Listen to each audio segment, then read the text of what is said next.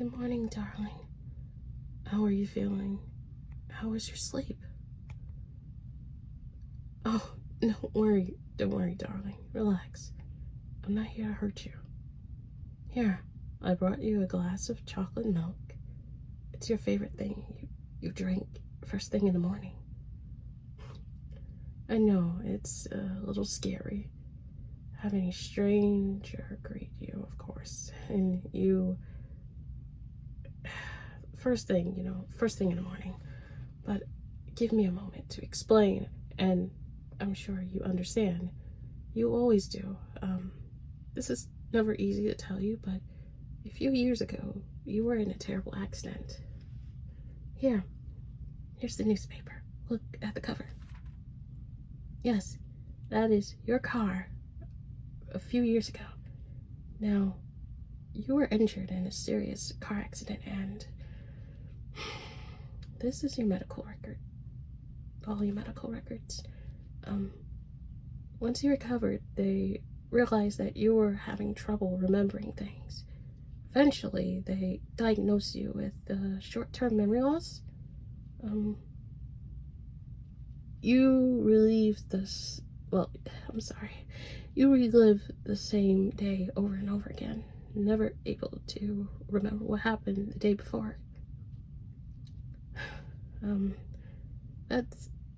That's okay if you're a little suspicious. Some days you take it well, and then there's other days but here, let me show you a video on my phone. Do you see that? There I am, standing next to the aisle. Yeah, the end of the aisle, of course. Dressed in a beautiful dress. Yeah, the white dress, right there. Yeah. Yeah.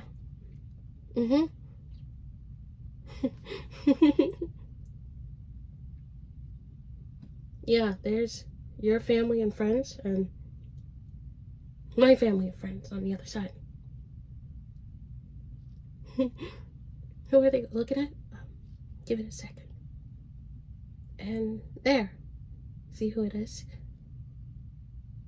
Yes, that's you. Welcome to meet me at the end of the aisle. Looked at you. Look at your hand. You lift it, and then you put it next to mine. See? We have such a beautiful wedding ring. And I have one last thing to show you. You recognize your handwriting, right? This handwriting in this book, this is your journal. This is a journal that you've been working and you've been keeping these for the past few years. Every day before you go to bed, you would write something that happened to you before the day ends.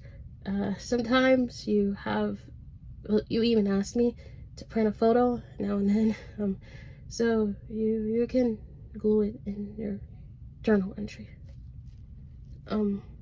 Sometimes we have good days, and then we have some bad days, and but no matter what happens, I never interfere with your journal entries. It seems tempting at times, but to tear out those pages and have you forget these things I've done, but I wouldn't do that. It wouldn't be right. Because I actually, because when I agreed to marry you, we promised to be there for each other, both in good and bad times. And that journal is what reminds me of how you felt, even if you can't remember.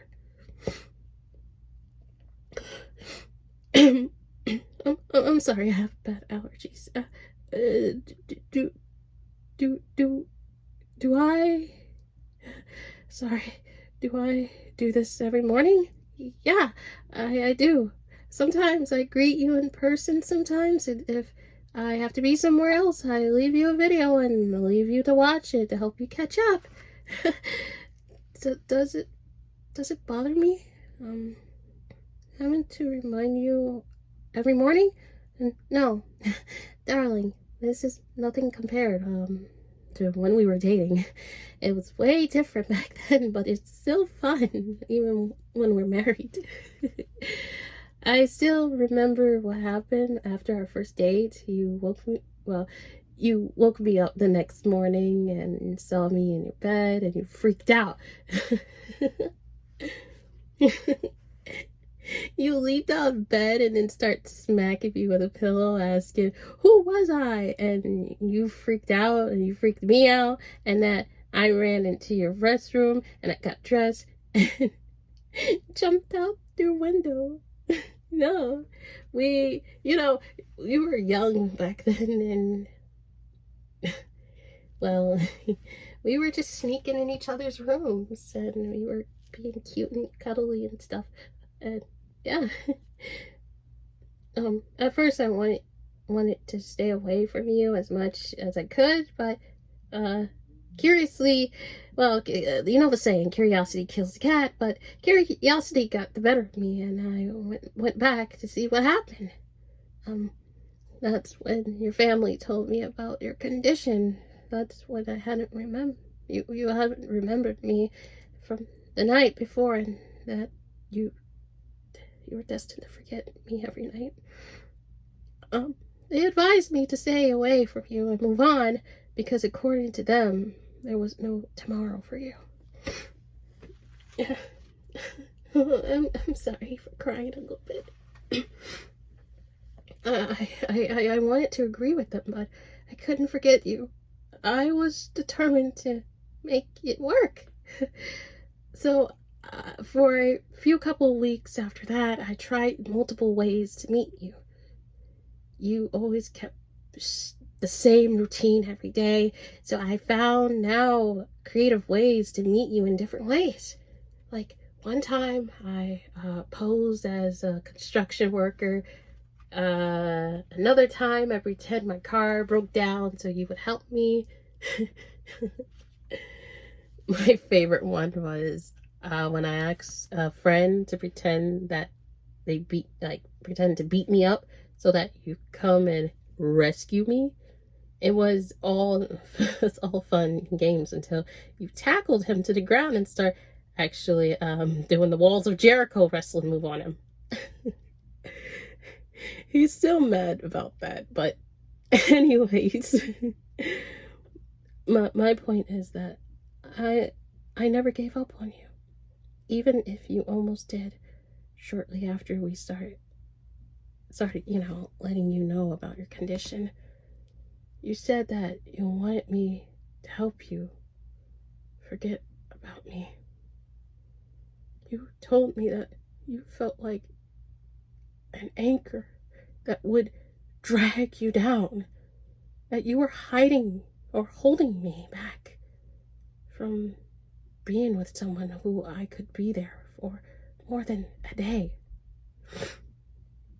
I plead with you to change your world, but you refuse.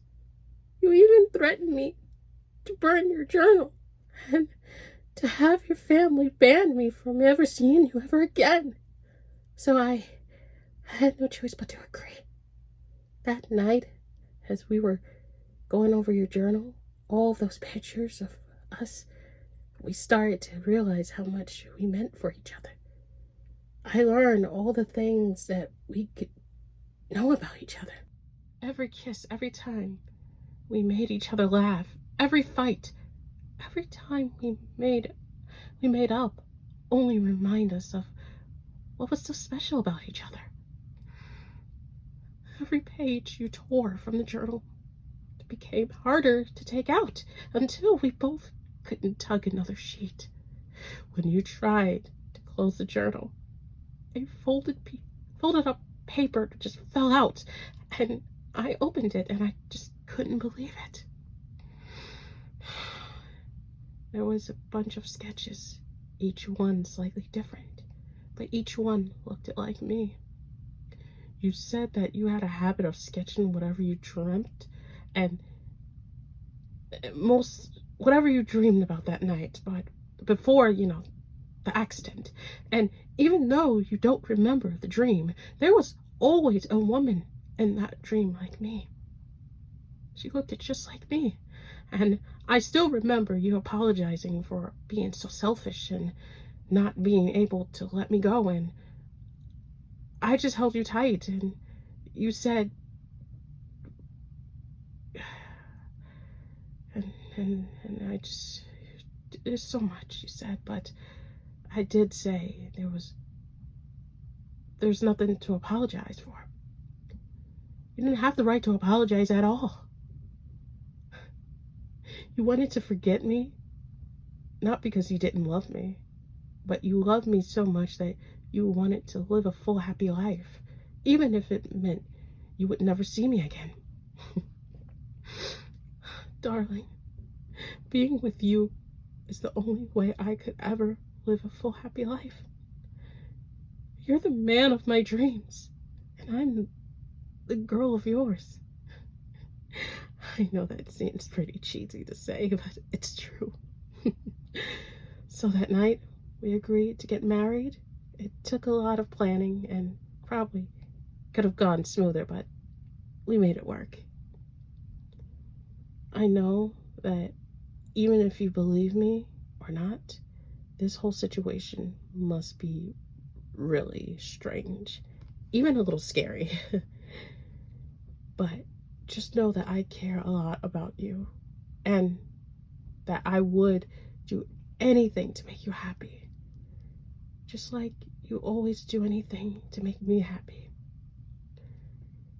I'll give you a minute to get dressed, but when you're ready, come downstairs and join us for breakfast.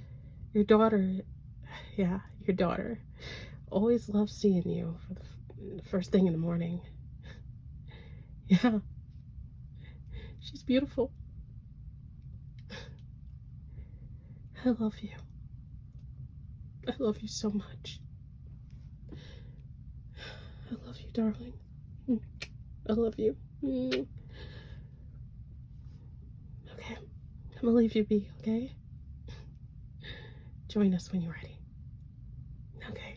Okay, darling.